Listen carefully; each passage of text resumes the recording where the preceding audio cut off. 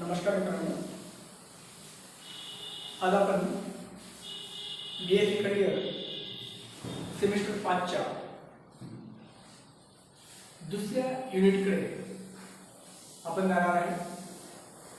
पहिल्या युनिट आपण ब्रिटिश संविधानाची वैशिष्ट्य, king and crown, cabinet structure and functions and role of the prime minister अशा विविध घटकांचा अभ्यास आपण पहिल्या युनिटमध्ये केलेला आहे. आणि दुसरा युनिट आपण चालू करणार आहे.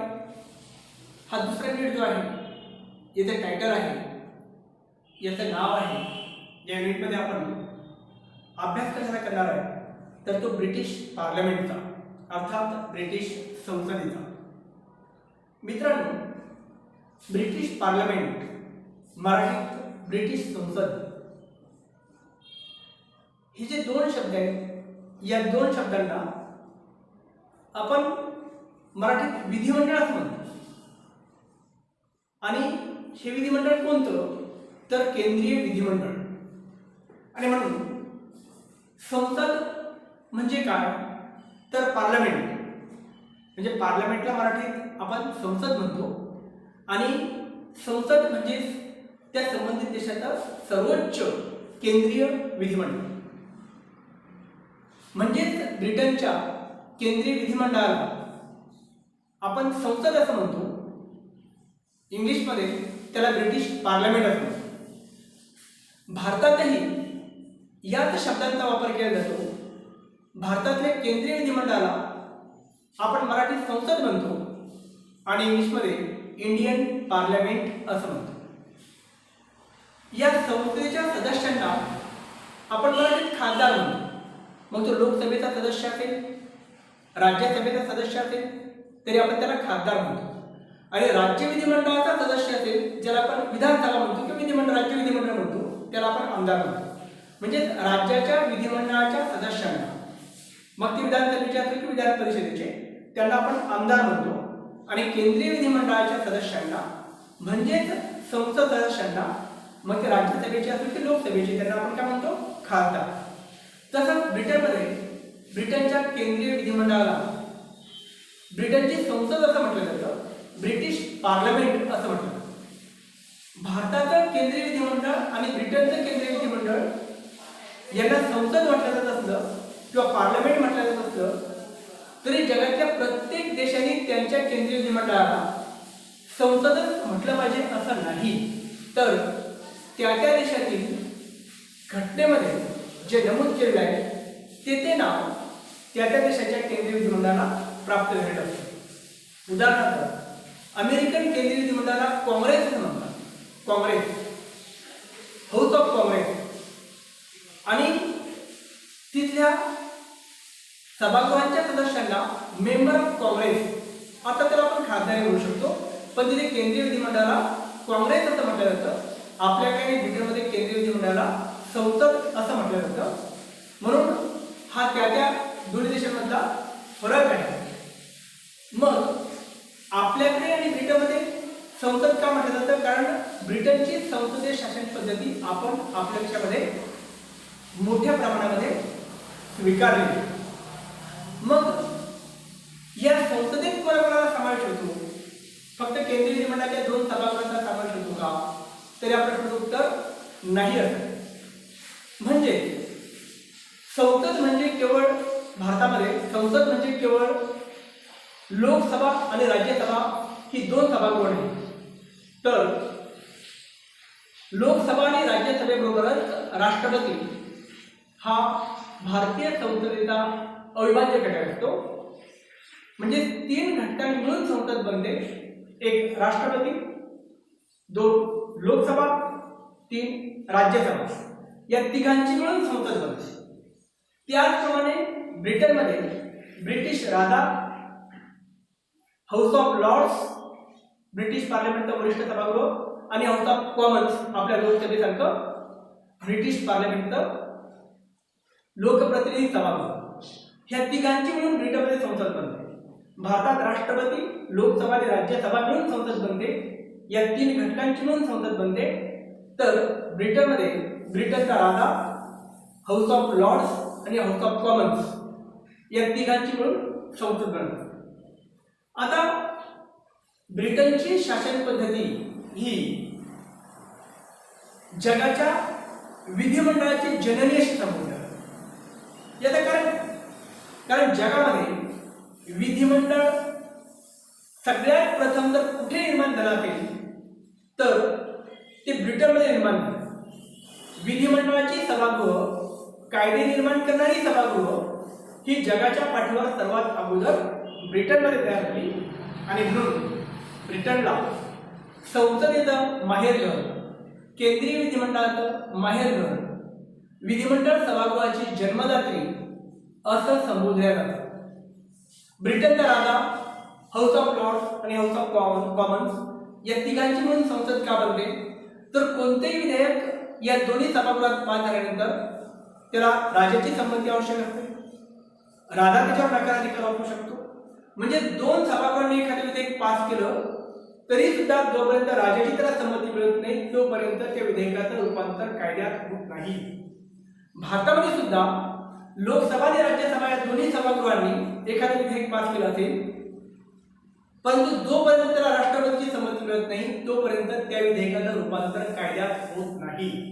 म्हणून या तिघांची म्हणून ती संसद बनलेली असते.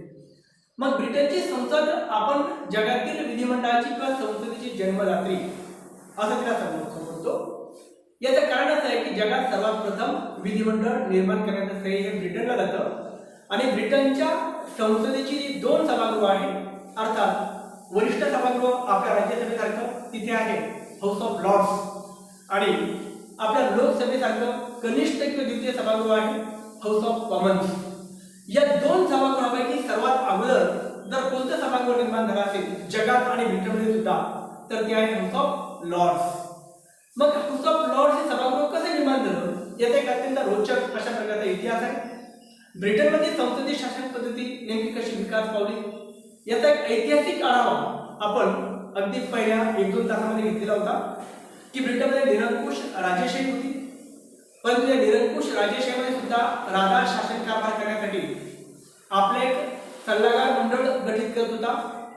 ज्या सल्लागार मंडळामध्ये ब्रिटनमध्ये राजवंशातील व्यक्ती, सरंजामदार वर्ग, जमीनदार वर्ग, मोठमोठे व्यापारी आणि उद्योगपती या व्यक्तींचा समावेश त्या सल्लागार मंडळात असायचा आणि कोणताही निर्णय घेत असताना, कोणताही कायदा तयार करत असताना ब्रिटनचा राजा या सल्लागार मंडळाला विश्वासात घेऊनच कोणताही कायदा पास करायचा किंवा कोणताही निर्णय घ्यायचा. जनतेवर कर जरी आकारायचे असतील किंवा जनतेवर कर जरी कपात करायचे असतील तरी या सल्लागार मंडळाच्या सल्ल्यानेच राजा ते काम करत होता. सल्लागार मंडळाला डावलून राजा कोणताही निर्णय कधीच घेत नव्हता. म्हणून राजाच्या शासन कारभारामध्ये सल्लागार मंडळाची भूमिका ही अत्यंत महत्त्वाची होती. कारण हे सल्लागार मंडळ म्हणजे ब्रिटनमधील श्रीमंत व्यक्तींनी मिळून बनलेलं किंवा राजाने निर्माण केलेलं ते सल्लागार मंडळ होतं.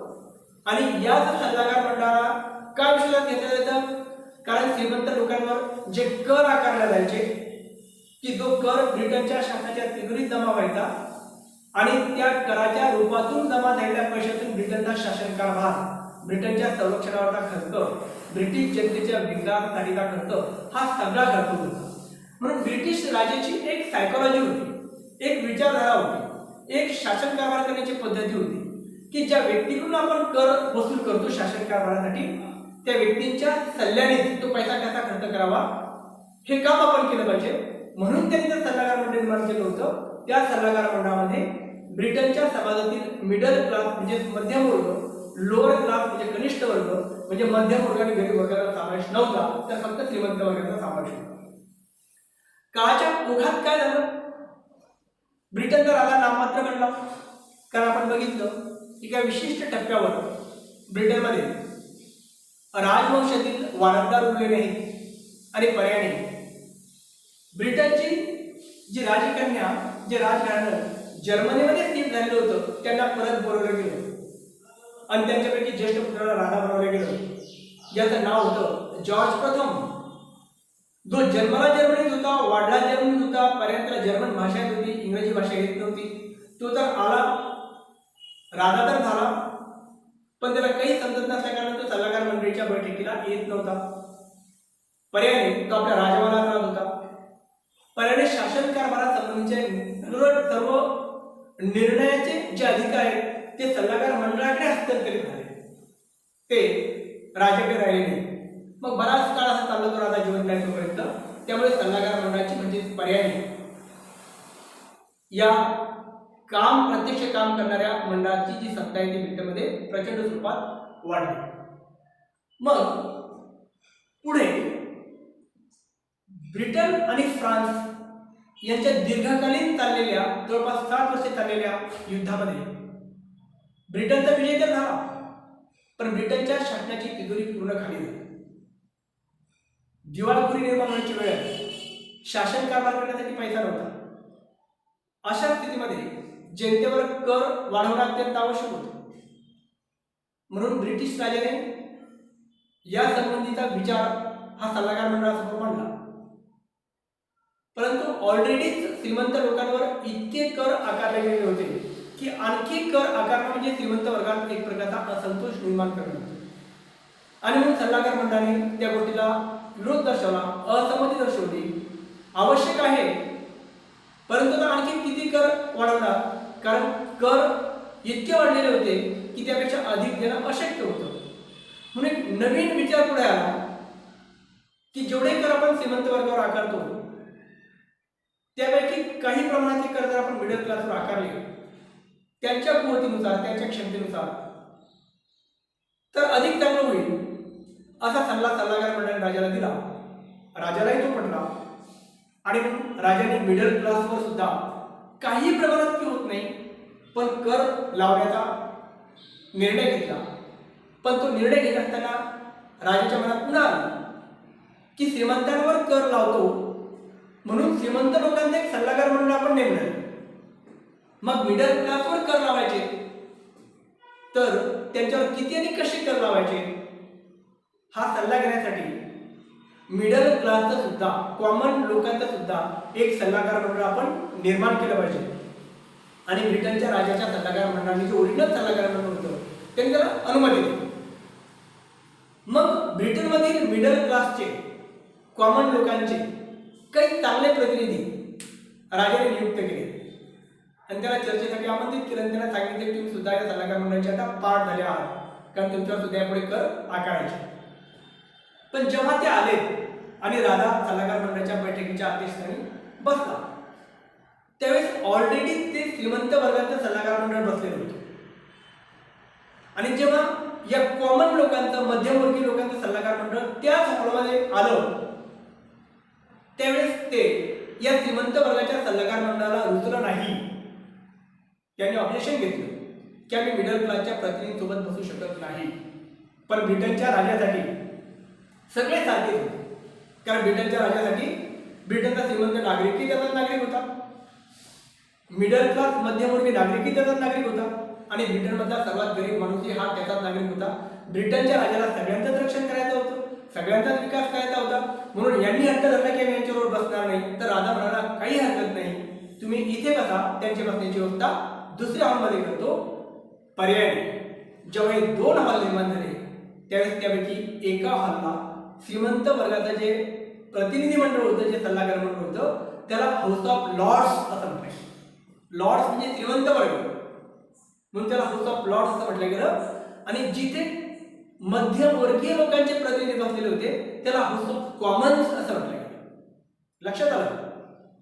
अशी 2 सल्लागार मंडळ ब्रिटनच्या शासन व्यवस्थेत, ब्रिटनच्या राजकीय व्यवस्थेत काळाच्या ओघात अशा प्रकारचा राजकीय प्रसंग निर्माण झाला.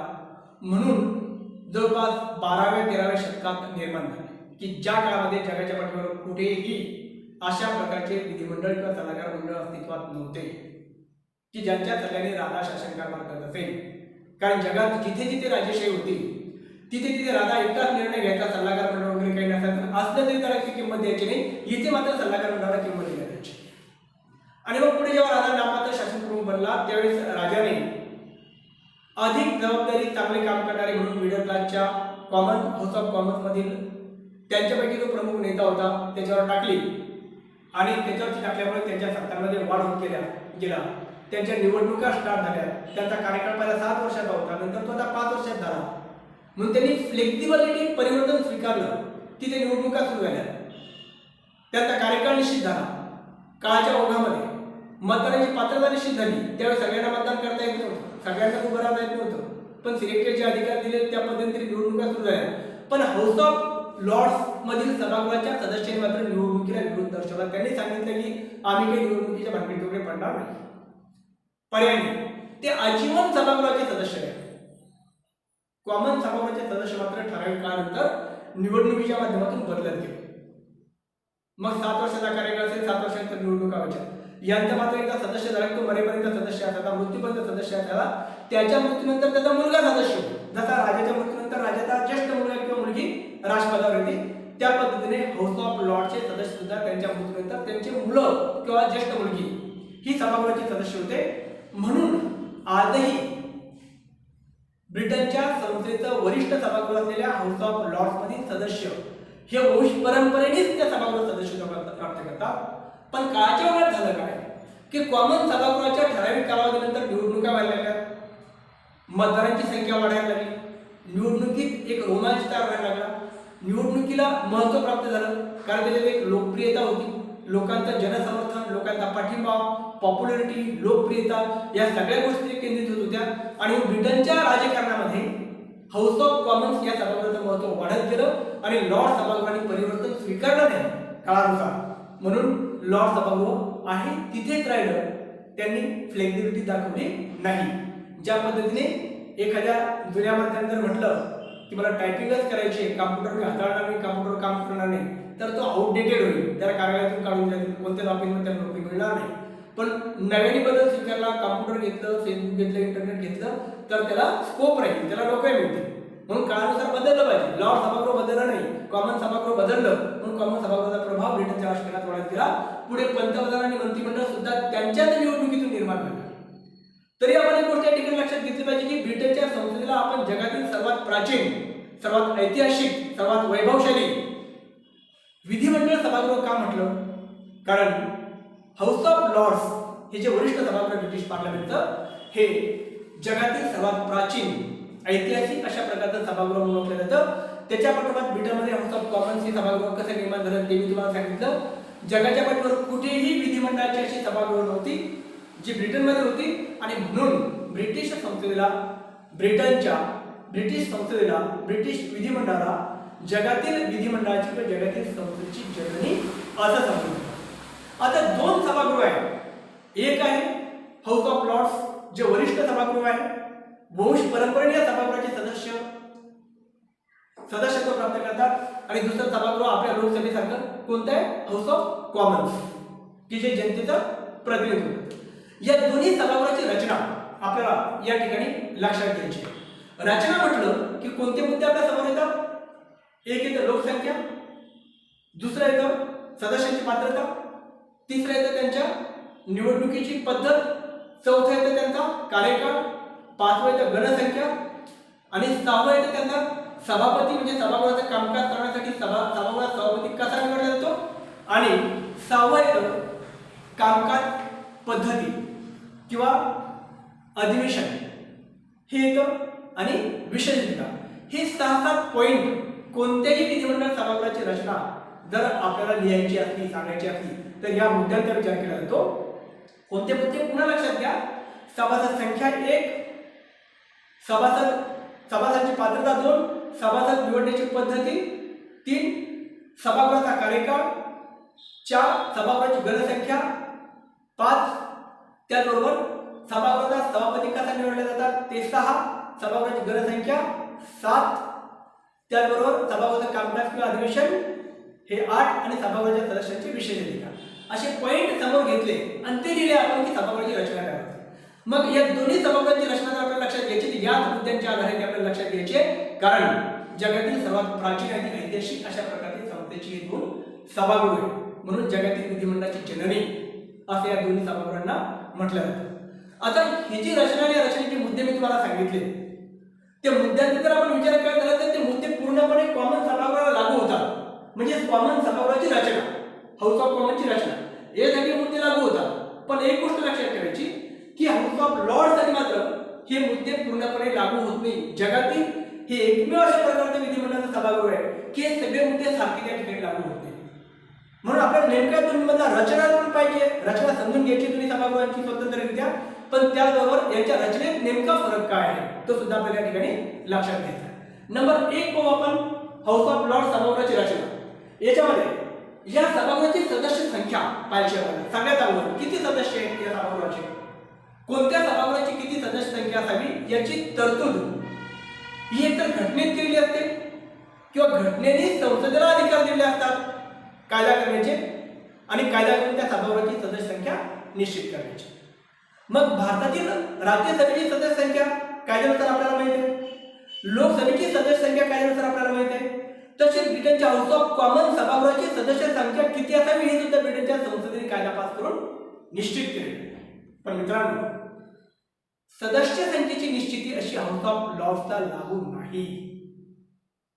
लॉर्ड सभागृहाचे सदस्य किती असावेत याचा कोणताही कायदा ब्रिटनच्या संसदेने पास केलेला नाही, हे आपण लक्षात घेणं अत्यंत गरजेचं आहे. कॉमन सभागृहाची सदस्यसंख्या किती आहे तर 1983 च्या संसद कायद्यानुसार ती 650 एवढी. किती आहे? 650 एवढी सदस्य संख्या आहे. सामान्यपणे 75,000 मतदारांना नागरिकांना एक प्रतिनिधी, आपल्याकडे 8 ते 10 लाख 12 लाख लोकसंख्येला एक प्रतिनिधी म्हणजे एक लोकसभेचा मतदारसंघ असतो. तिची लोकसंख्या अत्यंत कमी आहे आपल्या तुलनेमध्ये, म्हणून तिथे साधारणपणे 75,000 लोकसंख्येला एक प्रतिनिधी. या पद्धतीने 1983 च्या संसद अधिनियमाद्वारे कॉमन सभागृहाची सदस्य संख्या आहे 650.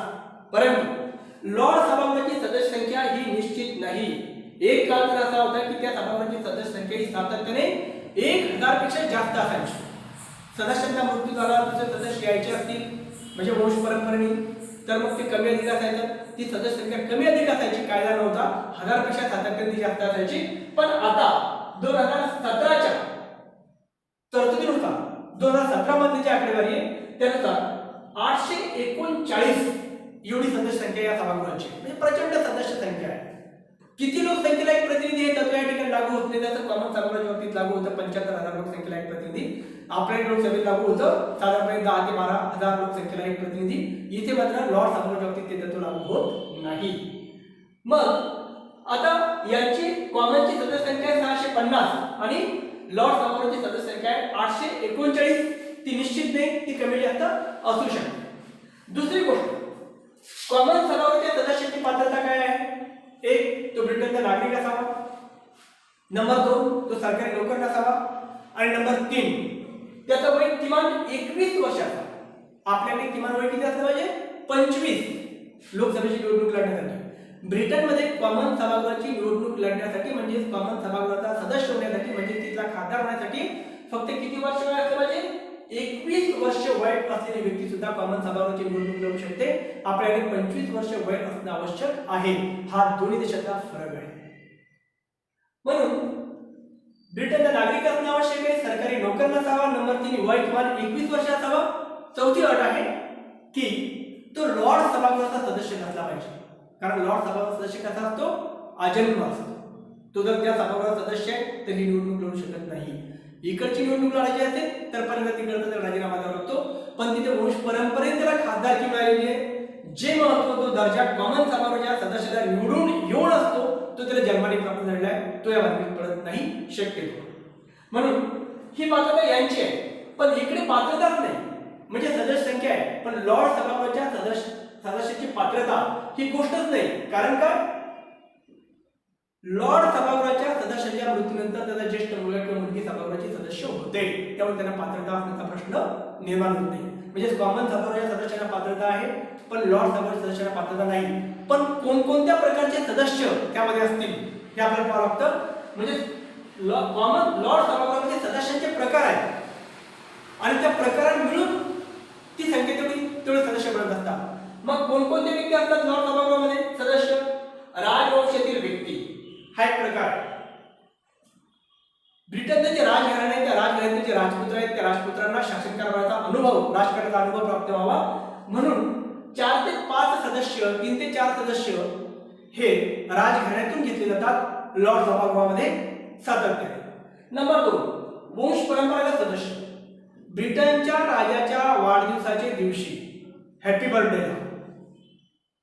ब्रिटनच्या राजाने ज्या व्यक्तींना किताब बहाल केला त्या व्यक्तींना हाऊस ऑफ लॉर्ड या सभागृहाचं सदस्यत्व तो किताब प्राप्त होता क्षणीच प्राप्त होतं. म्हणजे राजाने किताब दिला की सभागृहात सदस्य झाला, आपल्याला भारतरत्न मिळाला, पद्मभूषण मिळाला, पद्मविभूषण मिळाला. हे जसे पुरस्कार आपल्याकडे ते प्राप्त व्यक्तींना सभागृहात सदस्यत्व आपल्याकडे मिळत नाही.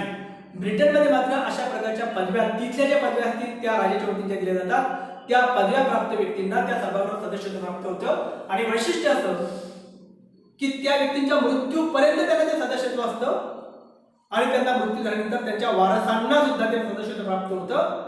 म्हणून त्याला पियर्स असं म्हणतात ब्रिटनमध्ये. म्हणून त्याला म्हणतात वंश परंपरागत पियर्स, म्हणजे वडिलांच्या मृत्यूनंतर त्यांच्या मुलांना प्राप्त होणारं सदस्यत्व, वंश परंपरागत सदस्यत्व. दुसरा प्रकार आहे, तिसरा आहे आजीवन सदस्य. असे काही पुरस्कार असतात की ते प्राप्त झाल्यानंतर फक्त ती व्यक्ती जिवंत आहे तोपर्यंत ती राहील सदस्य, पण तिच्यानंतर तिच्या वारसांना संधी मिळणार नाही. हा तिसरा प्रकार आहे, त्याला म्हटलं जातं आजीवन सदस्य. चौथा आहे स्कॉटलंड आणि पाचवा आहे आयर्लंड.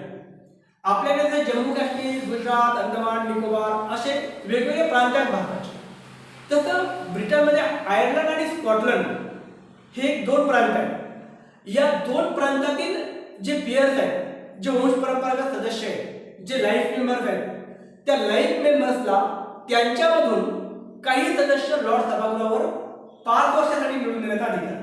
स्कॉटलंडमधील जे वंश परंपरागत सदस्य आहेत ते आपल्यापैकी 16 सदस्यांना लॉर्ड सभागृहाचे सदस्य म्हणून निवडून पाठवतात.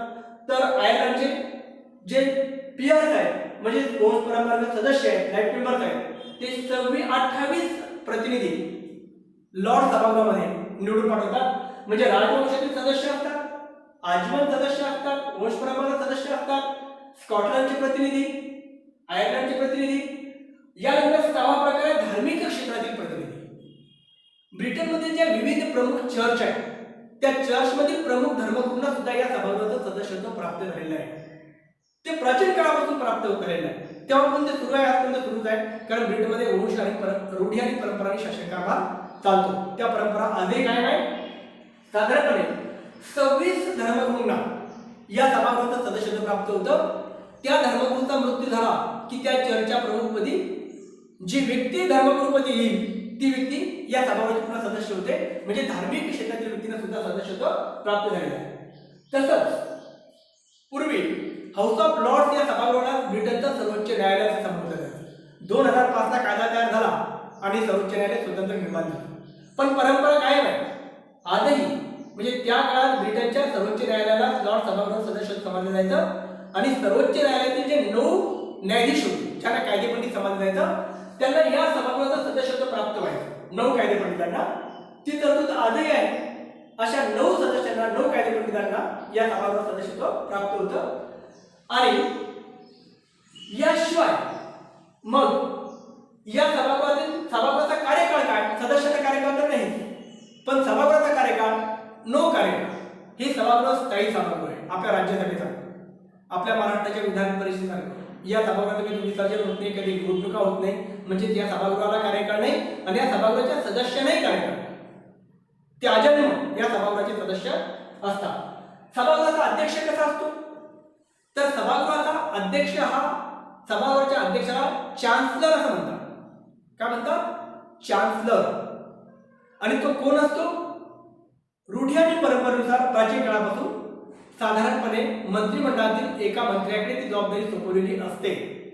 सभागृहाचा अधिवेशन जेव्हा सुरू होतो त्यावेळेस तो मंत्री सभागृहाच्या अध्यक्षस्थानी येतो. तो सभागृहाच्या अध्यक्षस्थानी येतो त्यावेळेस तो सभागृह सदस्य असलाच पाहिजे असं बंधन त्याच्यावर नाही. तो सभागृहाचा सदस्य नसल्या कारणाने सभागृहाच्या चर्चेत भाग घेऊ शकत नाही, सभागृहाच्या मतदानात भाग घेऊ शकत नाही, सभागृहात आपली भूमिका मांडू शकत नाही. म्हणून गमतीने त्याला असं म्हटलं जातं की लॉर्ड सभागृहाच्या अध्यक्षाची खुर्ची सभागृहाच्या बाहेर असते. उलसॅक असं म्हटलं जातं की सभागृहाचा अध्यक्ष सभागृहात सदस्य नसतो, त्याला फारसा महत्त्व सभागृहात नसतं. पण जसं आपण म्हणतो की म्हातारा नवरा जीवाला आला तसं सभागृहाला अध्यक्ष असला पाहिजे म्हणून तो मंत्रिमंडळातल्या एका मंत्र्याची जबाबदारी सोपवली असते आणि त्याला काल्पनिकरित्या समजलं जातं की त्याची खुर्ची सभागृहाच्या बाहेर आहे असते ती आतच, पण काल्पनिकरित्या का? कारण सभागृहातील सदस्य बोलतात जेव्हा, भाषण करण्यासाठी जेव्हा उभे असतात त्यावेळेस ते सभागृहाच्या अध्यक्षाला लॉर्डचे सदस्य संबोधत नाही, अध्यक्ष महाराज म्हणत नाही, तर माय डिअर लॉर्ड्स बाकी सदस्यांना संबोधतात, त्याचा उल्लेख करत नाही, म्हणून त्याला उल्स ऍक्ट म्हणतात. आधी कोणी बोलावं हे सुद्धा ठरवण्याचा अधिकार लॉर्ड सभागृहाच्या अध्यक्षाला नाही, म्हणजे त्याला फारसं महत्व नाही. ब्रिटनच्या लॉर्ड सभागृहाच्या कामकाजामध्ये त्याला फारसं महत्व नाही. आजकाल 2005च्या संसद अधिनियमानुसार या सभागृहाचा अध्यक्ष जो चान्सलर आहे तो सभागृहातील सदस्यांमधूनच निवडण्याचा प्रघात तशा प्रकारचा कायदा आता निर्माण झालेला आहे. अधिवेशन आणि कामकाज या सभागृहाचं कॉमन सभागृहाच्या अधिवेशनासोबतच या सभागृहाचं अधिवेशन प्रारंभ होतं. साधारणपणे वर्षातून 3 अधिवेशन होतात. तसंच किमान एक अधिवेशन वर्षातून झालंच पाहिजे अशी परंपरा आहे. कोणतेही 2 अधिवेशनाचं अंतर 6 महिन्यापेक्षा अधिक असू नये. जसं आपल्या संस्थेचे अधिवेशन 3 होतात तशी त्यांची सुद्धा 3 होतात. कामकाज आणि गणसंख्या सभागृहाची सदस्य संख्या 1000 पेक्षा अधिक आहे, जी आपण 839 2017च्या आकडेवारीनुसार बघितली. पण सभागृहाचं कामकाज अधिवेशन काळात सुरू होण्यासाठी किती सदस्य किमान उपस्थित असले पाहिजे, तर केवळ 3 सदस्य उपस्थित असले तरी सुद्धा सभागृहाचं कामकाज होऊ शकतं. जगातले हे आश्चर्य आहे की 1000च्या आसपास सदस्य संख्या आहे, पण सभागृहाचं कामकाज सुरू होण्यासाठी फक्त 3 सदस्यांची उपस्थिती आवश्यक आहे. 3 सदस्य उपस्थित असले तरी सुद्धा सभागृहाचं कामकाज सुरू होतं. आणि कोणतेही विधेयक पास होण्यासाठी किमान 30 सदस्यांची संमती असली तरी विधेयक पास होतं. हे पण आश्चर्य आहे की 1000च्या आसपास सदस्य संख्या आणि फक्त 30 सदस्यांच्या संमतीने सभागृहाचं विधेयक पास होतं. अशी अवस्था ही हाऊस ऑफ लॉर्ड्सची आहे. दुसऱ्या बाजूला आपण बघितलं कॉमन सभागृहाची रचना. याच्या कम्पॅरेटिव्हली आपण लक्षात घ्या, सदस्य संख्या आपण बघितली 650. सदस्यांची पात्रता मी तुम्हाला सांगितली, तो ब्रिटनचा नागरिक असला पाहिजे, तो सरकारी नोकर नसावा, वय किमान 21 वर्ष असावं, लॉर्ड सभागृहाचा सदस्य नसावा. निवडण्याची पद्धत काय? आपल्या लोकसभेसारखीच प्रत्येक मतदारसंघातून सर्वाधिक मते प्राप्त करणारा उमेदवार हा विजयी होतो. जसं आपल्याकडे प्रतापराव जाधव आणि राजेंद्र शिंगणे बुलढाणा लोकसभा मतदारसंघात उभे होते. प्रतापराव जाधवला जास्त मते मिळाले, ते लोकसभेचे सदस्य म्हणून निवडून गेले आणि आपले राजेंद्र शिंगणे पराभूत झाले. तसंच तिथेही एका मतदारसंघातून एक सदस्य बहुमताने निवडून दिला जातो आणि आपल्या पद्धतीनेच आपल्याप्रमाणे 18 वर्ष वय पूर्ण केलेला मतदार हा मतदान करू शकतो. आपल्या पद्धतीने गोपनीय पद्धतीने त्याला मतदान करण्याचा अधिकार आहे, जसा आपल्याकडे आहे. नंबर 4 कार्यकाळ. आपल्या लोकसभेइतकाच कार्यकाळ कॉमन सभागृहाचा सुद्धा 5 वर्षाचा आहे. तत्पूर्वी ज्याप्रमाणे आपला राष्ट्रपती पंतप्रधानांच्या सल्ल्याने लोकसभेचं मुदतपूर्व विसर्जन करू शकतो, त्याच पद्धतीने ब्रिटनच्या पंतप्रधानांच्या सल्ल्याने ब्रिटनचा राजा सुद्धा कॉमन सभागृहाचं मुदतपूर्व विसर्जन करू शकतो, म्हणजे 5 वर्षाच्या अगोदर. जर संसदेने मंत्रिमंडळावर अविश्वासाचा ठराव पास केला तर मंत्रिमंडळाचा कार्यकाळ संपूर्ण होतो. तसं मंत्रिमंडळाने राज्यात सल्ला दिला तर कॉमन सभागृहाचं मुदतपूर्व विसर्जन होऊ शकतं. युद्धकालीन स्थितीमध्ये ज्याप्रमाणे लोकसभेचा कार्यकाळ 1 वर्षाने वाढवता येतो, त्याच पद्धतीने कॉमन सभागृहाचा कार्यकाळ सुद्धा 1 वर्षाने वाढवता येतो. या दोन गोष्टी लोकसभा आणि कॉमनच्या सारख्याच आहेत. अधिवेशन जसं लॉर्ड सभागृहाच्या बाबतीत सांगितलं की वर्षातून किमान एक अधिवेशन झालं पाहिजे, ही परंपरा आहे. परंतु साधारण 3 अधिवेशन होतात. कोणतेही 2 अधिवेशनाचं अंतर 6 महिन्यापेक्षा अधिक असत नाही. या 3 अधिवेशनाशिवाय युद्धाची स्थिती, आणीबाणीची स्थिती या काळात विशेष अधिवेशन मंत्रिमंडळाच्या सल्ल्याने राजा आमंत्रित करू शकतो. जसं आपल्याकडे आहे तसंच त्यांच्याकडे.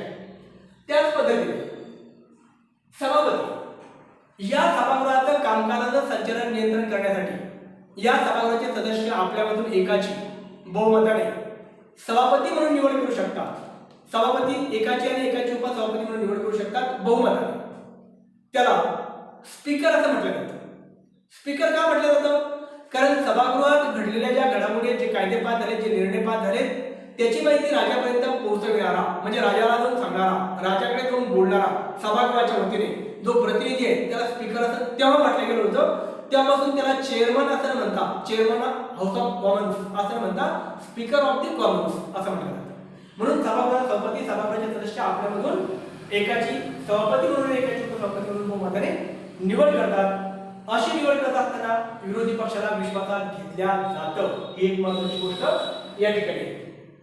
तसंच गणसंख्या किती, म्हणजे अधिवेशन काळात सभागृहाचं कामकाज सुरू होण्यासाठी सभागृहात किमान किती सदस्य उपस्थित असले पाहिजे, तर किमान 40 सदस्य 650 पैकी उपस्थित असतील तर सभागृहाचं कामकाज सुरू होईल, अन्यथा काही काळासाठी सभागृहाचं कामकाज स्थगित केलं जाईल. कोरम पूर्ण झाला की सभागृहाचं कामकाज सुरू होईल, अशा प्रकारची तरतूद तिथल्या संसदेच्या कायद्यात करण्यात आलेली आहे. आपल्याकडे 1/10 म्हणजे लोकसभेच्या एकूण सदस्य संख्येच्या किमान 1.0 सदस्य उपस्थित असले पाहिजे, राज्यसभेच्या एकूण सदस्य संख्येच्या किमान 1.0 सदस्य उपस्थित असले पाहिजे.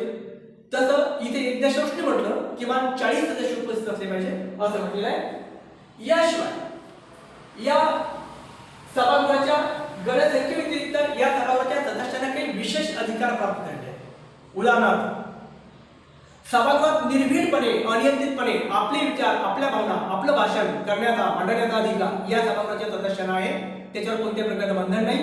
कोणत्याही प्रकारची टीका सरकारवर केली तर त्यासाठी न्यायालयात बेअदबीचा खटला दाखल करता येत नाही. म्हणजे भाषण स्वातंत्र्य पूर्णपणे आहे, त्यावर कोणत्याही प्रकारचं नियंत्रण नाही. सभागृहाचा किंवा सभागृहाच्या सदस्यांचा अवमान कोणत्याही बाह्य व्यक्तीने, एखाद्या वर्तमानपत्राने, प्रसार माध्यमाने, एखाद्या नेत्याने कोणी जर केला असेल तर सभागृहाचा अवमान झाला म्हणून त्याला शिक्षा देण्याचा अधिकार सभागृहाच्या सदस्यांना म्हणजेच पर्यायी सभागृहाला प्राप्त झालेला आहे. सभागृहाच्या सदस्यांना अधिवेशन चालू होण्याच्या 40 दिवस अगोदर आणि संपल्यानंतर 40 दिवस पर्यंत कोणत्याही कारणासाठी अटक करता येत नाही. हा एक विशेष अधिकार या सभागृहाच्या सदस्यांना प्राप्त झालेला आहे. याशिवाय अधिवेशन काळामध्ये आवश्यक त्या स्वरूपाचे वेतन आणि भत्ते हे सुद्धा सभागृहाच्या सदस्यांना प्राप्त होतात. अशा पद्धतीने या दोन्ही सभागृहाची स्वतंत्र स्वरूपाची रचना आपण बघितली. लॉर्ड सभागृहाची स्ट्रक्चर वेगळी आहे, कॉमन सभागृहाची स्ट्रक्चर वेगळी आहे. कॉमन सभागृहाची स्ट्रक्चर किंवा रचना जी जवळपास आपल्या लोकसभेसारखी आहे, फक्त आकड्याचा फरक आहे, तेवढं आपल्याला लक्षात घ्यावं लागेल. पण जर आपल्याला लॉर्ड सभागृहाची रचना विचारली तर कॉमन सभागृहाचे मुद्दे आपल्याला घेता येत नाही, जसे की पात्रता, निवडण्याची पद्धत, कार्यकाळ, हे त्याला लागूच होत नाही, कारण ते वंश परंपरागत सभागृह आहे आणि वंश परंपरेने सत्तेवर येतं. मला असं वाटतं की या दोन्ही सभागृहाची रचना अत्यंत चांगल्या पद्धतीने आपल्या लक्षात आली असेल. जर काही अडचण असेल तर व्हॉट्सअपवर आपण कमेंट करू शकता. धन्यवाद.